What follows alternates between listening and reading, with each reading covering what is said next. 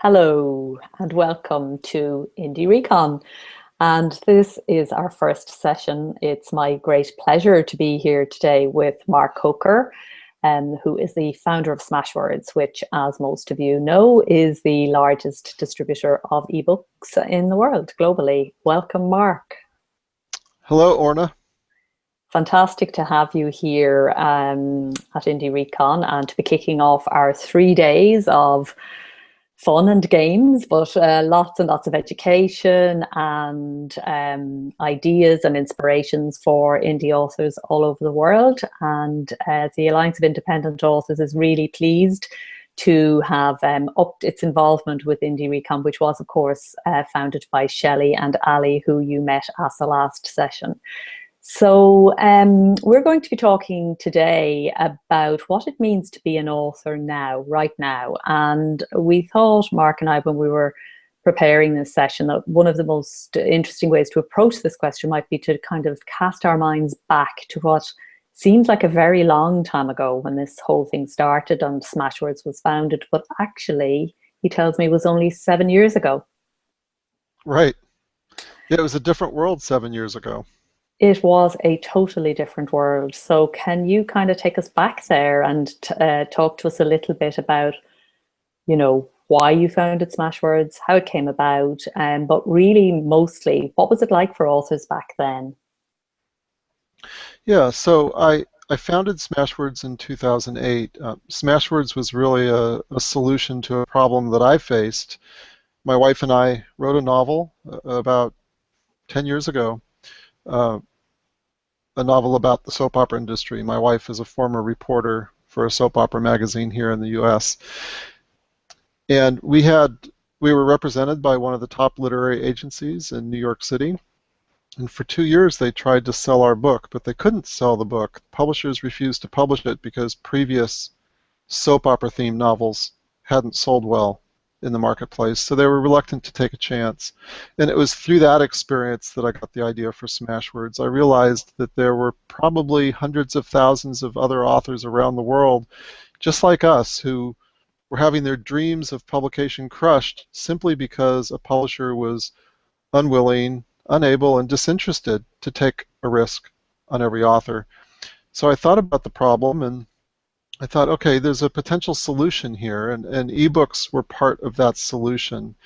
I thought, what if I could create a free ebook publishing platform so it would be fast, free, and easy for any writer anywhere in the world to self-publish an ebook. I thought if I could do something like that, then I could take a risk on every author. I could say yes to every author, give every author the freedom to publish, and then we would let the readers decide if that book was viable or not, if that book was worth reading.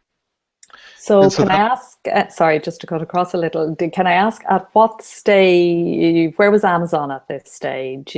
Had you kind of seen what they'd done and were in a sense trying to do something that they weren't doing, or how did that kind of link in? so the idea for Smashwords came to me around 2005. And that's when I started working on the business plan. And I worked on the business plan for about 3 years before we launched the business. So at that time, Amazon wasn't doing anything with ebooks. They were the largest online print seller of books. But there were some folks doing ebooks out there. Ebooks came on the scene in a pretty big way um, right right in the late 90s, before the dot-com bubble burst. There was a lot of hype around ebooks, um, but they fell flat and bombed around that time. They were too expensive. The DRM was too onerous. There wasn't a broad selection, and so a lot of people had written off ebooks. So in the early 2000s, and then by 2005, when I first started looking at this, ebooks only accounted for about when I first started looking at this, ebooks were about 1/8 of 1% of the overall ebook market, and by 2008 they were only about 1/4 of 1% of the overall ebook market here in the U.S. So it was growing, but so slowly, so far under the radar that no one was really thinking about ebooks. It was a print-centric world, and so that was around 2005. I started working on it, on the business plan then into 2006, 2007. I started reading a blog that's still out there today, Teleread, and that was probably the industry's best source of information on ebooks, and I found a lot of inspiration there.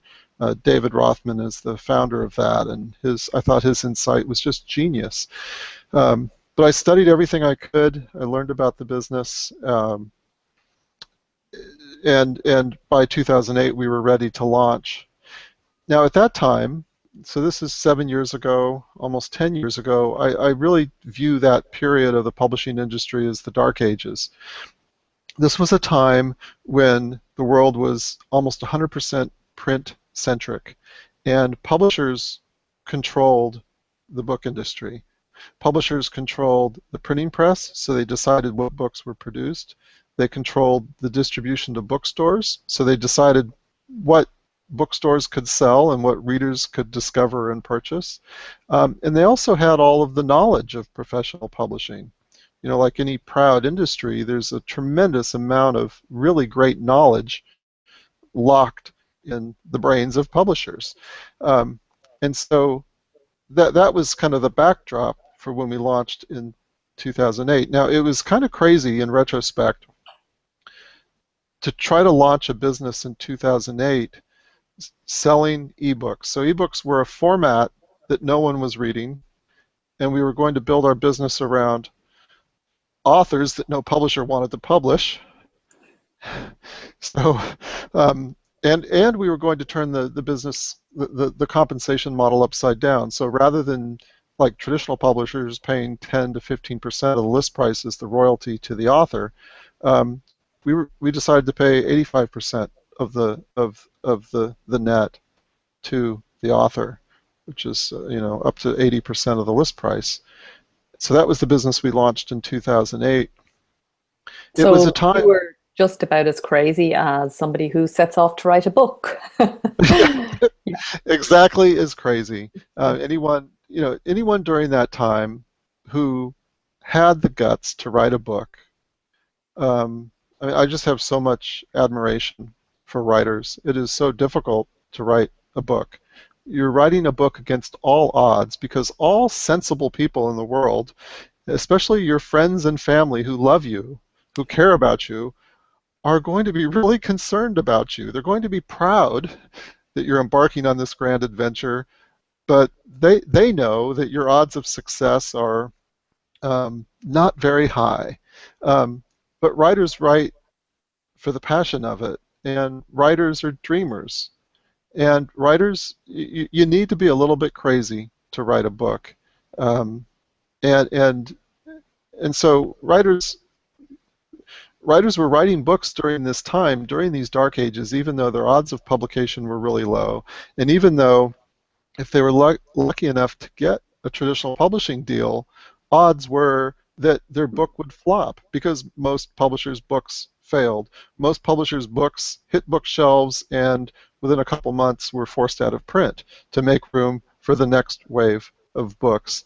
So the traditional publishing industry was not very economically viable for the vast majority of authors who managed to gain entry into it.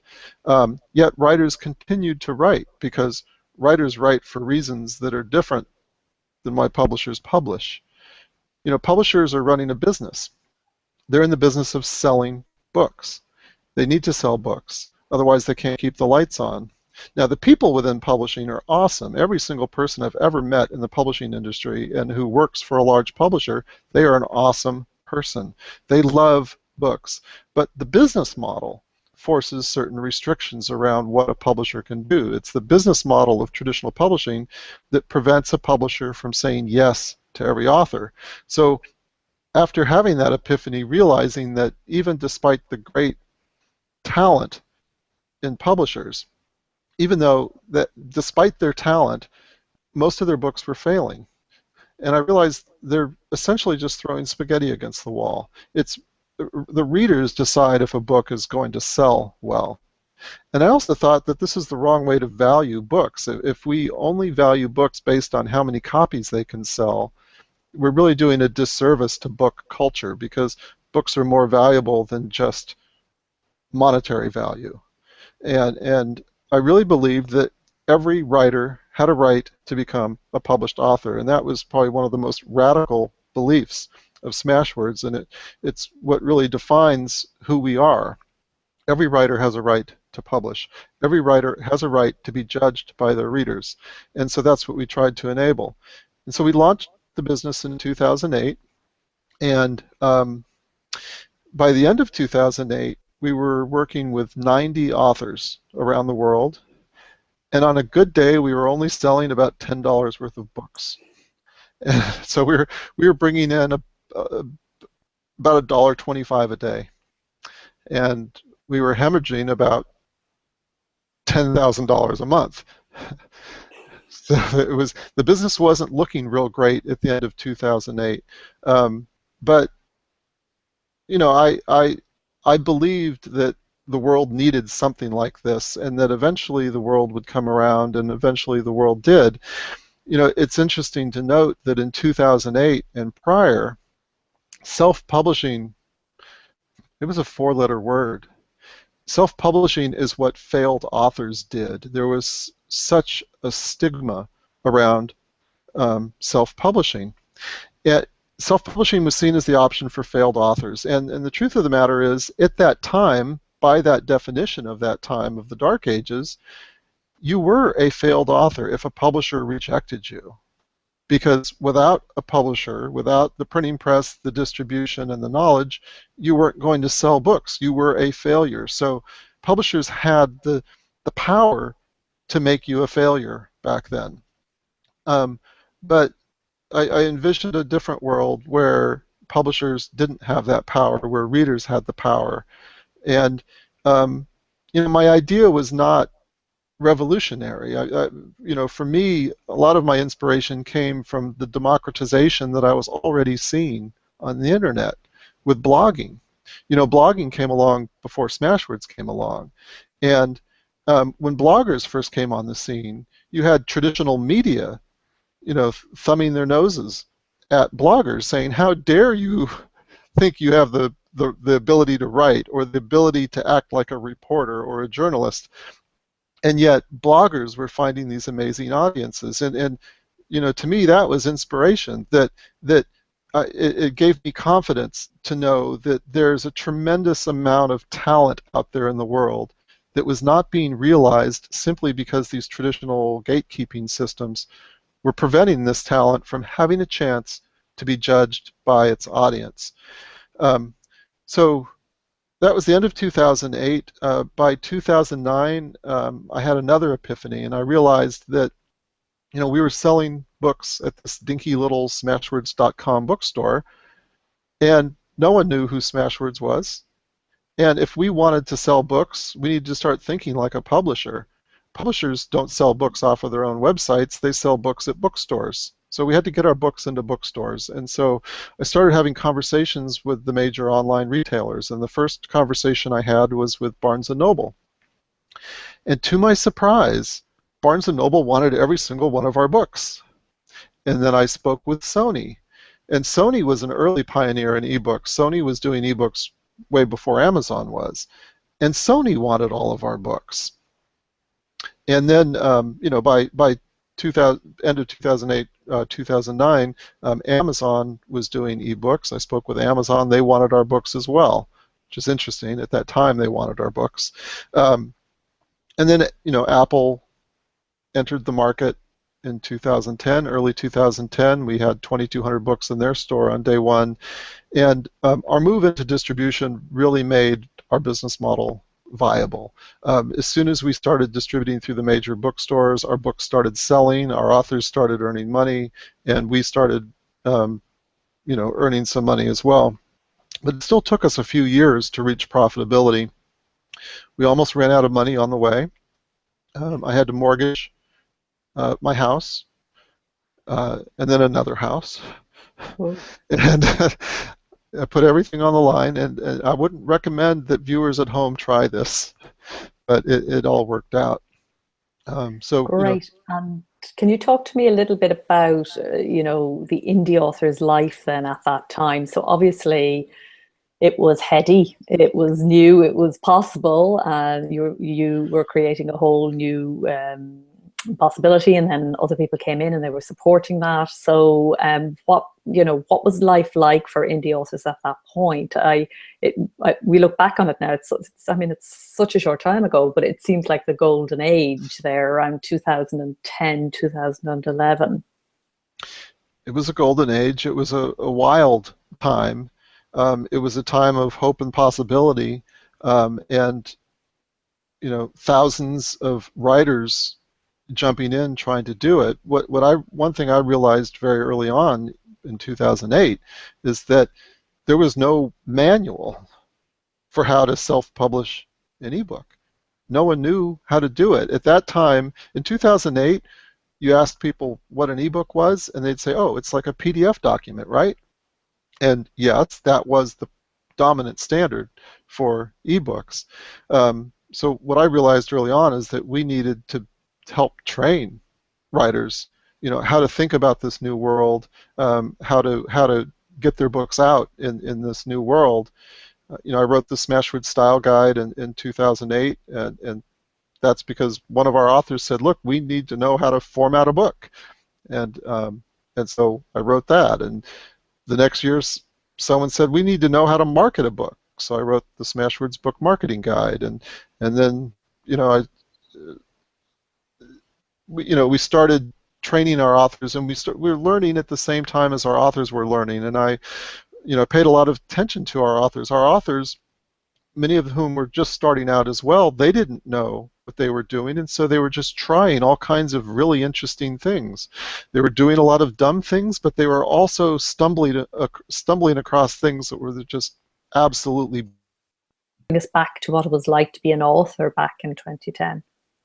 Sure. So, we talked about how in 2008, in the very early days, ebooks accounted for about 1/2 of 1% of the overall book market, and that was here in the U.S. It was probably a lower percentage outside the U.S. But what happened after that was pretty amazing. It started growing exponentially, the ebooks as a format, as a reading format, and a lot of thanks goes to Sony, Barnes & Noble, Amazon, Apple. We saw all of the major ebook retailers, all the major book retailers offering ebooks, so the supply of books started increasing, the prices started coming down to something more reasonable, and the reading devices were low cost and high quality. So it was kind of the perfect storm. Things came together, and so we saw the ebooks as a percentage of the overall book market went from 1/2 of 1% to 1% to 3% to 8 or 9%, so it grew exponentially, and those were really the glory years, the early glory years in the short history of this revolution. So yes, during those early days, an indie author could self-publish a book, and as long as it was reasonably good, they could reach a pretty broad readership very quickly and earn a reasonable amount of money.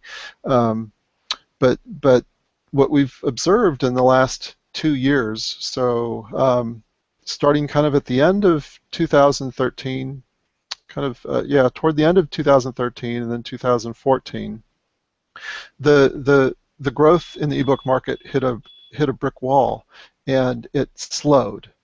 It went to essentially zero growth, and some players in the industry saw their businesses shrink. And at the same time that the market kind of hit a brick wall, we still had this tremendous growth in content as more and more authors started self-publishing, and so there were more books chasing the same number of readers, and so I think a lot of authors started seeing their sales drop or go flat. And that was a shock to a lot of authors who, for the prior years, were accustomed to seeing their sales, double or triple every single year. But that's when the market was growing so quickly. When a market is growing so quickly, it tends to mask weaknesses in the system. And essentially what happened is that the market became more and more competitive, and it was slow growth or no growth. And so the books that could sell reasonably well in 2009, 2010, 2011, a lot of those books don't sell so well now. Authors need to up their game. A good book is no longer good enough. There is a glut of high-quality books out there, and a glut of high-quality, low-cost books. What in the ebook market, books never go out of print. So I think we're facing a situation right now where the growth in the supply of books, the supply of books competing for reader eyeballs, the growth in the supply is exceeding the growth in the demand for the books. So that means that authors need to fight harder for every single reader. It means that if the book is only good, it's not good enough. The book needs to be super awesome. Now, I still believe that there's never been a better time to be a self-published author. There are still millions of readers out there looking for their next read. It's just that every single indie author faces more competition now than ever before. And the competition is going to increase every single month for the rest of your life. And that's the fact of the matter. But I don't mean this to come across as pessimistic. I still believe that there's never been a better time to be an author. The opportunities for authors have never been greater. 10 years ago, it was impossible for an author with a finished manuscript to publish their book instantly, really truly instantly, within 5 minutes, to a global audience of potentially millions of readers. To achieve worldwide distribution in a matter of hours or days. That's unprecedented. And because of that, indie authors still have a tremendous opportunity to reach readers. But now more than ever, it's about the book. Does your book take the reader to an emotionally satisfying extreme? That needs to be the goal of every writer. If you're not making the reader go, wow, if you're not blowing their mind with your book, and it doesn't matter if you're writing fiction or nonfiction, if you're not taking that reader to that emotional extreme, then you're going to have difficulty becoming a bestseller. You're going to have difficulty reaching readers, because books have always been a word-of-mouth business. Now, 10 years ago, that word of mouth was in the form of actual physically people talking with one another, or picking up the phone and talking, or maybe a press interview, a review in a mainstream magazine or newspaper. Today, word of mouth is conveyed in the form of online book reviews, social media, and the traditional face-to-face word of mouth. Perhaps then, if we could just kind of get into the nitty-gritty of addressing the title of our session, what do authors most need to know right now? And we'll look in the future in a little few minutes, but right now in 2015, what do authors need to know to succeed? Well, okay, you just blanked out. Can you hear me? I'm hearing you fine. Okay, great. The first thing they need to know is that there's never been a better time to be an author, but authors need to up their games. Their books need to be super awesome, and if they're not super awesome, then they're not good enough. At Smashwords, we have over 50,000 books that are priced at free. So, even free books are facing unprecedented competition. Now, we're seeing that readers will happily buy books. They will pay for books if the book is worth it. So you need to write that book that is really worth it. It's important to realize that as a writer, as an author, as an indie author, you are on a long-term journey. So there are no quick fixes. This is a long-term game, and you need to run this as a business. You need to you need to realize that these authors that you see that are becoming breakout successes overnight, most of them have been toiling in obscurity for years. And you should plan on toiling in obscurity for years before you have your breakout. There are a lot of things that you need to do right to maximize your odds of reaching more readers. And you need to avoid making the critical mistakes. We talked about how good isn't good enough. That's a really important thing. You need to write more. With every single book, you need to hone your craft. Spend more time on the craft to make the book better. I think broad global distribution is more important than ever before. A surprising number of indie authors are only distributing through a single retailer, and I think that's a tremendous mistake. Apple is the world's second largest global seller of ebooks. They provide authors access to millions of readers that they're not going to reach anywhere else. Barnes & Noble is still a big player. Kobo is an international player. Smashwords is a player with our own little store. Scribd and Oyster, new distribution channels that are opening up new ways for writers to connect with readers. So make sure your book is available at every single retailer, and understand that if you make your book exclusive anywhere, you're undermining your long-term potential.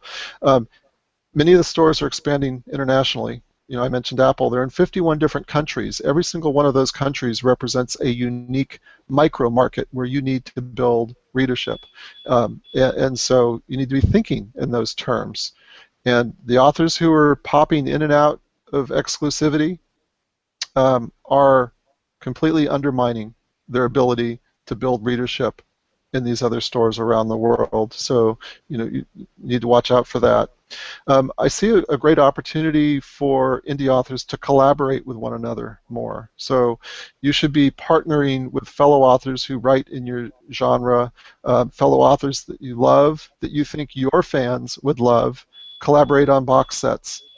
Box sets are a tremendous opportunity for platform building. If you can get 10 authors together that are all high-quality authors, that's 10 authors promoting your book. That's 9 other authors promoting your book to their fan base. So great opportunity with multi-author box sets. It's important for every author to learn best practices, and this is probably what separates the successes from the failures more than anything else. And best practices, it's a multi-hour discussion. What are the best practices that you should be doing?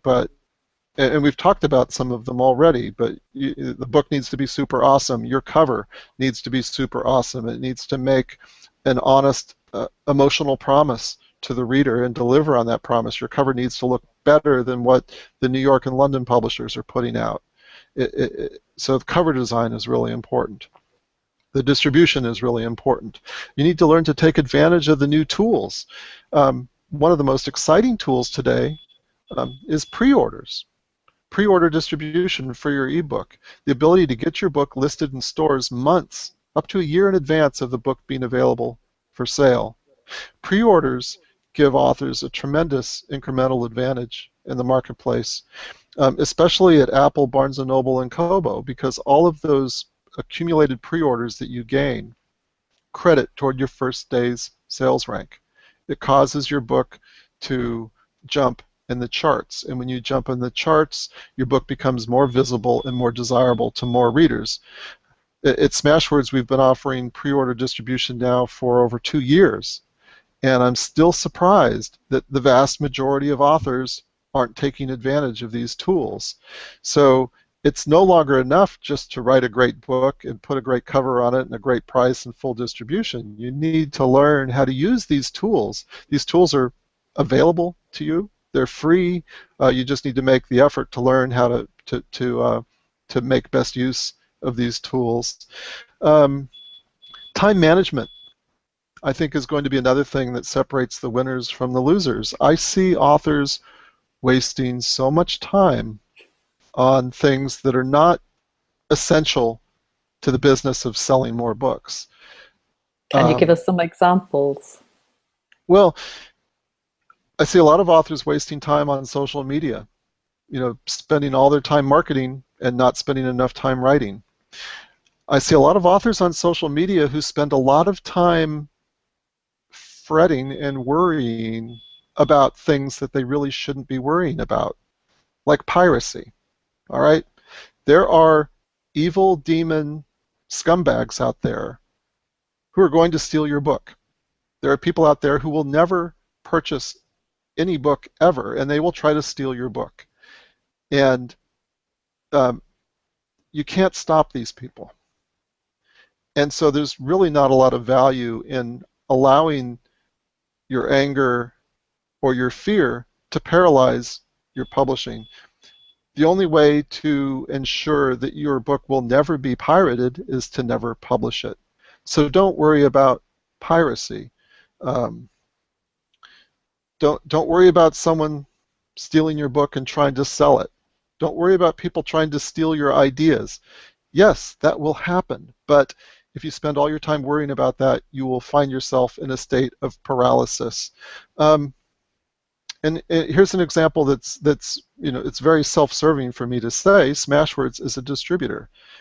There are a lot of authors who think that you should upload direct to a retailer anytime you're given the opportunity.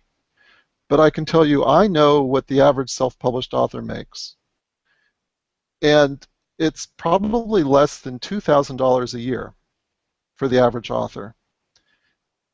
They're not making much money. And the vast majority of authors are making much, much less than that. And their time is valuable. And a lot of authors are wasting a lot of time trying to upload only to direct platforms when they could be using a partner that could get their book out there more efficiently and faster so that they could spend more time writing. So this is, this will always be an ongoing debate. But I think if authors were to really be honest about the time that it takes to manage the distribution, to manage the metadata updates and the sales reporting and the tax reporting by uploading to multiple different platforms, I think they might come to the conclusion that it's probably more efficient to partner with a distributor. There's a reason that print book distributors play such an important role in the ecosystem, because they efficiently manage the logistics of getting books from point A to point B. They manage the metadata. So that's something for authors to consider. And I would say that, the equation works out even better for bestsellers. So yes, if you work with a distributor, you're going to give up maybe 5 or 10% of your list price as a commission to the distributor. But I would argue that if you're a bestseller, your time is more valuable because you need to be writing more books. So try, and whether you find your time savings in working with a distributor or just working smarter, take a look at how you spend your time in the day and manage your time so that you're spending more time writing. That's the most important thing that you can be doing. More time writing, more time honing your craft, and less time on other things. I see authors trying to design their own book covers. For the vast majority of authors, that's a huge mistake, to waste all of those hours creating a cover that's absolutely horrible, and you may not realize that it's horrible. There are professionals out there who will design an incredible cover for you for less than $100, less than £100. And it's one of the smallest, most effective investments that you can make in your book is to hire a professional cover designer. So those are, I think, some really important tips. The other important thing to realize is that you are going to face adversity as a self-published author. Every self-published author is going to face moments of doubt. You are going to have family members saying, Orna, why are you doing this? You're working so hard and you're making so little income. Why don't you get a real job? And when people share their concern, it's coming from a place of love, but it's also coming from a place of misunderstanding. They don't have the vision that you have as an author. You see things that other people can't see. You are an author. You are crazy. You see things that don't exist. It's our job to be a little bit crazy. And you need to hold on to your vision. Never lose it. Never let other people cause you to question your own vision. You will have months where your book sells really poorly. You will face so much rejection. You will get horrible reviews from readers that are just vicious and mean, and you need to power on. You cannot quit, because quitting guarantees failure. But if you continue publishing, if you never quit, then you will never be a failure. The longer you publish, the more you work at this, the better you're going to get at pleasing readers. And so, I just bottom line it with that. Keep the faith in yourself. Keep the faith. Understand and know that what you're doing as an author, I don't care what you're writing, whether you're writing, romance, thrillers, nonfiction, what you're writing is important. You're sharing a piece of you with the world, and recognize that you are important and that your work is important. Recognize that you are part of a worldwide movement. You are an indie author. And in the future, I think all authors will consider themselves indie authors, because all authors now have the ability to make choices about how they're going to publish, whether they're going to self-publish, traditionally publish, be a hybrid author. All of those choices are now the author's choice. And recognize that your decisions that you make today will shape the future of the industry. Great. You mentioned exclusivity and single retailers, and of course we're talking about Amazon, and you did a rather funny piece this week about Amazon, an April Fool joke. Can you talk to us a little bit about that, or why you did it and what was in it, for those who may not have experienced it? Because what I liked about the piece, as well as the fact that it was very, very funny, was that you were looking to the future, and it envisaged sort of a world where, well, you tell us where it came from. Yeah, so on April 1st, 2005, I published a blog post at the Smashwords blog, and it's a April 1st is obviously April Fool's. It's a day when, especially here in the US, we make jokes, and it's the one time of year where on the Smashwords blog, I don't tell the truth. It's fiction. So what you see often is fiction on April 1st. And so I wrote some of my first fiction in a long time, and the fiction that I wrote, I envisioned, I thought, what is the absolute worst fear of authors? And what is the absolute worst fear that is most likely to become a reality? And so my thoughts turned to Amazon. Amazon is a unique retailer. The people at Amazon are absolutely brilliant. They're the largest bookseller, the largest ebook seller, but they have a business strategy that's so much different than every other retailer. They are working to disintermediate everyone who stands between the author and the reader. So they're trying to put competing retailers out of business. They're trying to put distributors out of business. They're trying to put publishers out of business. They want to control everything. And we've seen a lot of this strategy play out over the last 5 years. They want to control prices. They want to control what the margin is that they pay the author or the publisher. We saw it with the Hachette contract dispute last year, where Amazon removed buy buttons, removed pre-order capability. It was really nasty and vicious, that fight that they had. And so I thought, well, how does Amazon really think about authors? If Amazon was given this nuclear weapon, this ability to disintermediate the author, so that they didn't have to work with authors anymore, so that they didn't have to pay authors anymore, would they use that weapon? And so that's the world I imagined. So I imagined, and it's completely fictitious, I created a fake announcement where Amazon announced a new service called Amazon Author. And Amazon Author allows readers to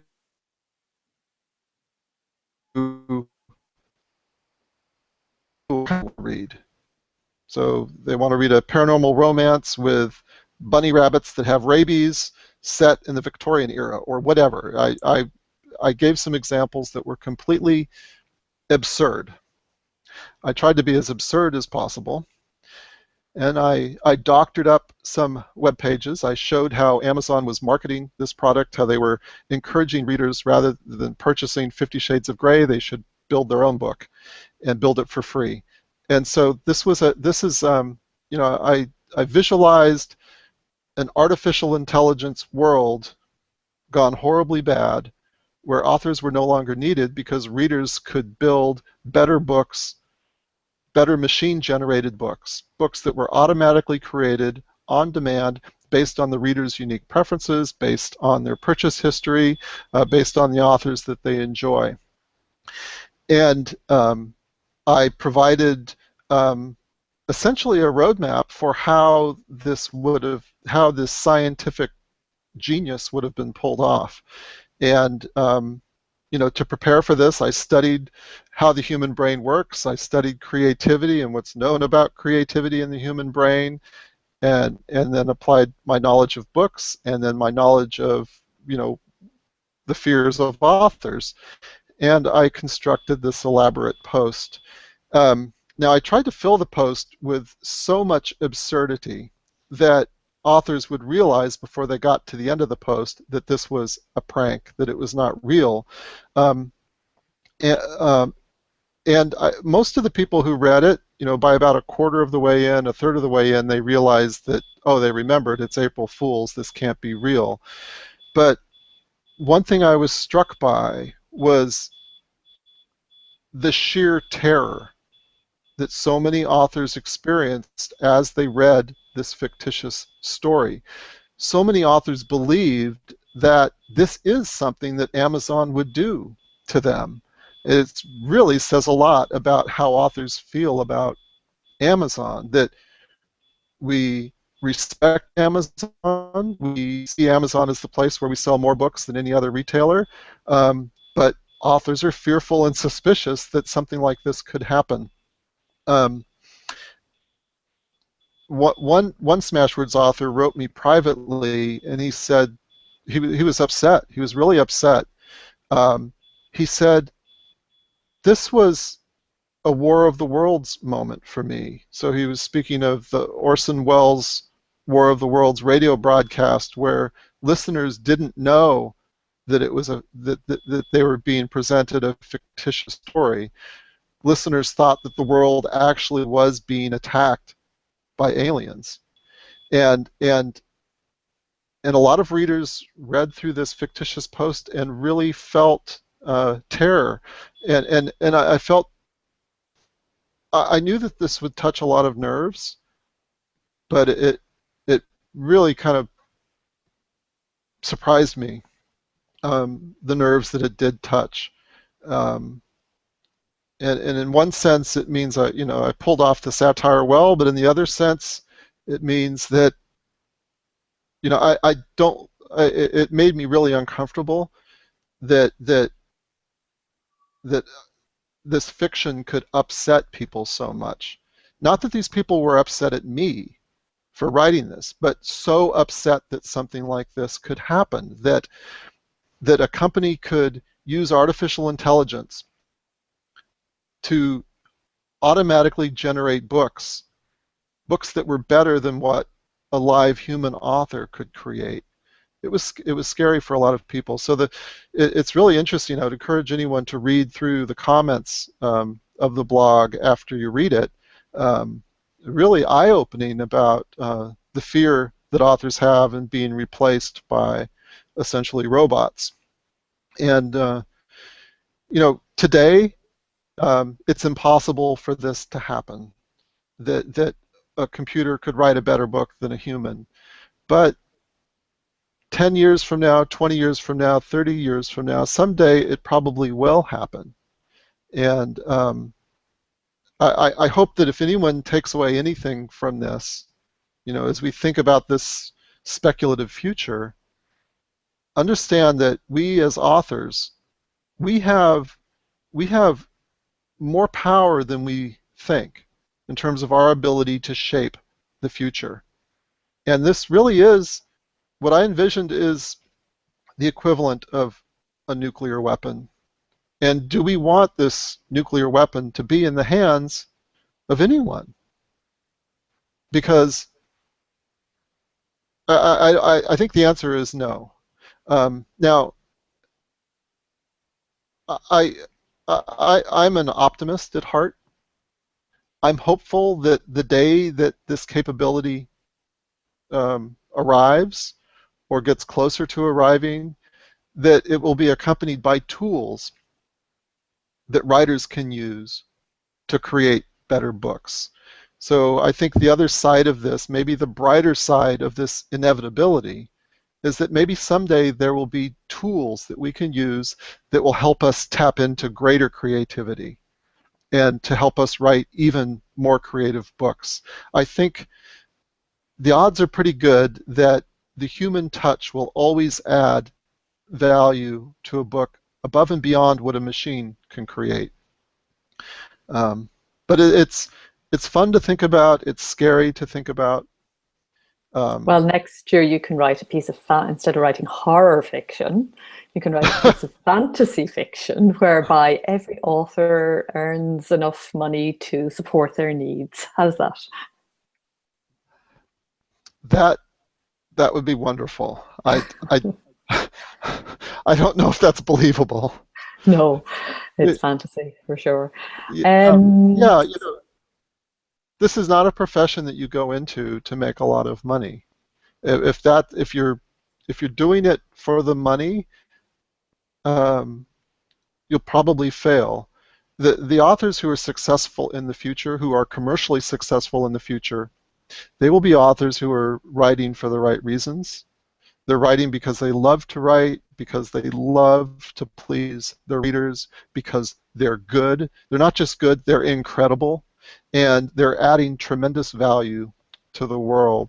And they're sticking at it despite all of the reasons every day to quit.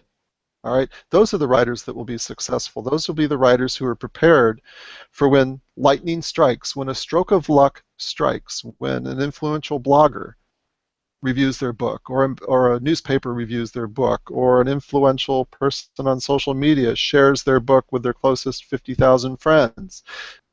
That'll be the day that lightning strikes, where they're given their chance to reach readers, and if they're prepared with super awesome books, then that's the moment they'll be able to capture that lightning in a bottle and be successful.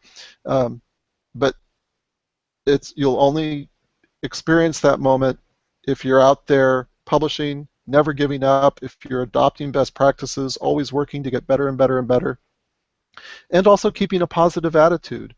You know, there are always more reasons to quit and be depressed than reasons to be happy.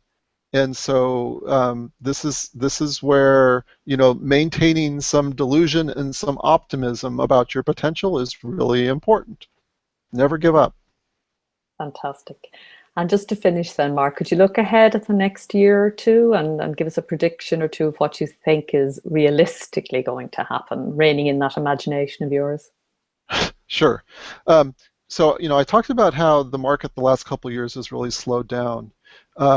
Just in the last 4 or 5 months, I've seen signs that the market is picking back up. So for the last 4 or 5 months, we've seen sales at Smashwords higher than the previous months the same year. So that's a positive trend. So I think the growth in ebooks will continue. I think readers will continue to transition from print reading to ebook reading. So that's positive.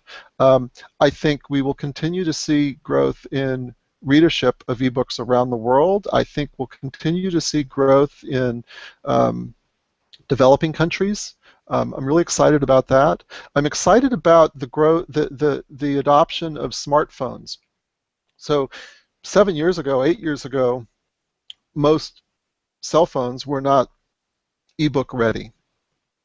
But today, the average entry-level cell phone is a smartphone, and it's ebook capable. So in the next year or two, we will see, probably around 4 billion cell phones in the pockets of people around the world. That's 4 billion ebook reading devices, that means that your book is potentially just a couple clicks away from being discovered by a potential reader. That, to me, is really exciting, and I think we'll continue to see that play out in the next year and in the next decade. The opportunity to reach a global market is really exciting, and I think that's one of the brightest potentials that I see in the future. I think we're going to see, to be a little bit pessimistic, I think we'll probably see in the next year or two some major failures in the ebook market. It's really tough for ebook retailers to make a profit in this business. So I think, you know, Barnes & Noble, Kobo will be under quite a bit of pressure. You know, both of those companies are well funded right now, and you know, are moderately healthy, but I don't know that those two companies are making money. And as an author, you want all of the retailers making money. You want retailers making money off of your books.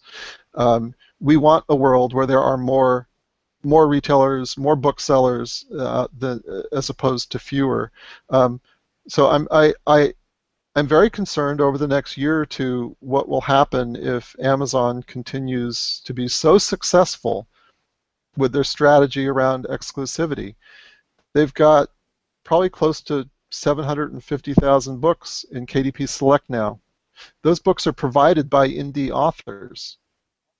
As indie authors become more important in the marketplace, as ebooks become more important, though that critical mass of exclusive content at Amazon is going to put Amazon's competitors out of business. And so we are facing a situation where there will be fewer retailers in the future, which means fewer choices for distribution for authors. And that's a scary future, that if that ever comes to pass, that the blood of that future will be on the hands of indie authors, because indie authors single-handedly have enabled Amazon to be so successful with KDP Select. And I don't know how to get the message out there. I don't think I'm the best messenger for that message, because skeptical people will say, oh, well, Mark Coker, you're a competitor to Amazon, so of course you're saying that. You know, you should just be more competitive. Well, that's not what's happening here. You know, what's happening here is you've got a major retailer that doesn't need to make a profit on books, whereas retailers like Barnes & Noble, W.H. Smith, Kobo, they're in the business of selling books. If they can't make a profit on books, they will go out of business. And that's why you should not make books exclusive anywhere. That's why I think it's every indie author's responsibility to understand that you determine the future of this industry. You are the future of this industry, and you need to support every single retailer that you can. And you need to stand up against companies that would work to subjugate you, that would work to limit your opportunities, limit your margins, to a company that's putting handcuffs on you. That's what exclusivity is. You're willingly putting your hands forward and saying, I will accept these handcuffs in exchange for these special bells and whistles that you'll give me. And so I hope more authors wake up to that, and realize that the choices that you make today will have enormously positive or negative implications in the future. It's, you know, and that's every single author. You know, even if you only sell 5 copies a year, you are the captain of the future of this industry.